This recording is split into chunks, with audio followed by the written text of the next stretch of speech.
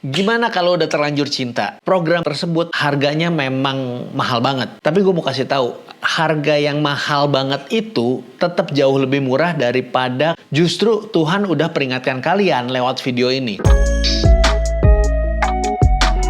Kenapa gue concern banget sama thalassemia mayor? Gue tuh dengar cerita dokter, banyak orang tua pasien yang udah punya anak thalassemia mayor, tapi kemudian hamil lagi. Padahal sang dokter udah memperingatkan supaya nggak punya anak lagi. Si orang tua pasien cuma bilang, ya namanya dikasih sama yang di atas, gimana lagi dong, anak kan rezeki. Terus dokter tanya, lalu kalau anaknya thalassemia mayor lagi gimana? Ya dokter jangan doain yang jelek-jelek dong, doain yang baik-baik aja. Insya Allah anaknya sehat dok. Dan kemudian terjadilah lagi, tambah satu pasien thalassemia mayor. Ada nggak yang ternyata nggak perlu transfusi? Ada. Tapi ada nggak yang anaknya harus transfusi lagi? Banyak. Jauh lebih banyak daripada yang beruntung punya anak tanpa thalassemia mayor. Jujur aja gue nggak kesian sama orang tuanya yang bakal repot ngurusin anak yang harus transfusi darah terus. Dan potensi kehilangan anak dalam waktu yang tidak seperti orang normal. Karena itu udah pilihan dia meskipun sudah diperingatkan. Berarti dia siap dengan konsekuensinya. Tapi gue sangat kasihan dengan si anak yang lahir dengan kondisi harus ditransfusi darah seumur hidup dengan berbagai macam resiko dan komplikasinya. Karena si anak nggak bisa milih untuk tidak lahir dengan kondisi itu. Orang tuanya yang punya pilihan untuk bikin anak atau enggak. Si anak enggak. Dia dilempar ke dunia dengan kondisi yang sangat tidak menguntungkan. Bagus kalau dia lahir di keluarga yang berkecukupan. Kalau dia lahir di kalangan ekonomi lemah, udah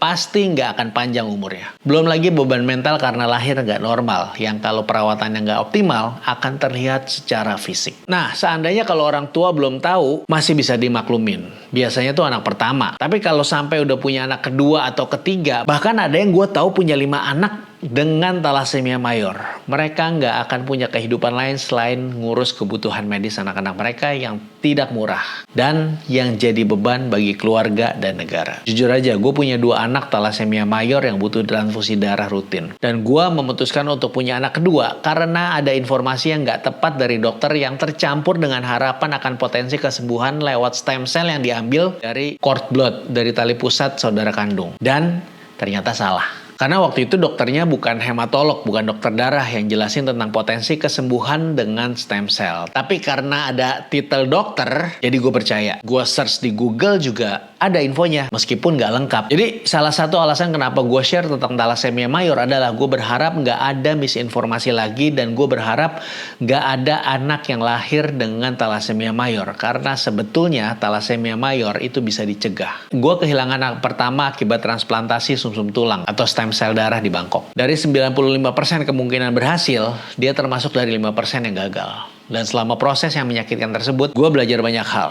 Gue jadi ngerti jauh lebih banyak tentang kondisi thalassemia yang mungkin gak akan didapatkan jika hanya tinggal di Indonesia. Dan gue menyadari kalau standar perawatan di Indonesia masih belum optimal untuk mendapatkan kualitas hidup yang layak. Pada tahun 2015, saat anak pertama gue lahir, harapan hidup thalassemia mayor rata-rata sekitar 25 tahun saja. Ada yang lebih, banyak yang kurang. Sedangkan di Thailand, harapan hidup rata-ratanya di 45 tahun. Lebih tinggi lagi di UK dan di Amerika, bisa 65 tahun. Karena itu buat kalian yang nonton ini, tolong pastikan kalian tidak melahirkan anak-anak dengan thalassemia mayor. Karena thalassemia mayor adalah satu-satunya kelainan genetik yang bisa dicegah. Gimana caranya? Screening thalassemia. Cek darah kalian dan pastikan kalian bukan pembawa sifat, alias thalassemia minor. Jika kalian adalah pembawa sifat, pastikan pasangan kalian bukan pembawa sifat juga. Kenapa harus screening? Karena thalassemia mayor nggak ada gejala sama sekali. Satu-satunya cara untuk tahu hanyalah lewat pemeriksaan darah, analisa hemoglobin. Gimana kalau udah terlanjur cinta? Ya, jangan punya keturunan. Kalau seandainya mau tetap punya keturunan, masih ada opsi adopsi anak. Atau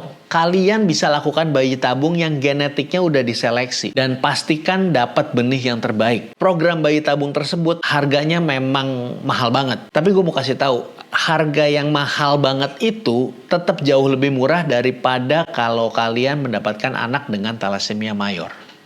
Jauh lebih murah. Dan kalau kalian yang lihat video ini belum nikah dan belum punya anak, kalian nggak bisa bilang Tuhan pasti berikan yang terbaik buat kalian. Jangan bilang bismillah, didoain aja, anak adalah rezeki yang di atas. Justru Tuhan udah peringatkan kalian lewat video ini. Kalau ternyata kalian mendapatkan anak dengan talasemia mayor, jangan bilang Tuhan kasih kalian ujian. Karena itu hasil dari ketidakpedulian kalian terhadap peringatan yang Tuhan berikan. Dan gue tantang kalian cerita ke anak kalian kalau mereka sudah bisa mengerti. Bilang sama mereka kalau kalian sebenarnya udah tahu punya resiko memiliki anak dengan talasemia mayor, tapi kalian tidak peduli. Dan lihat gimana reaksi anak kalian nanti.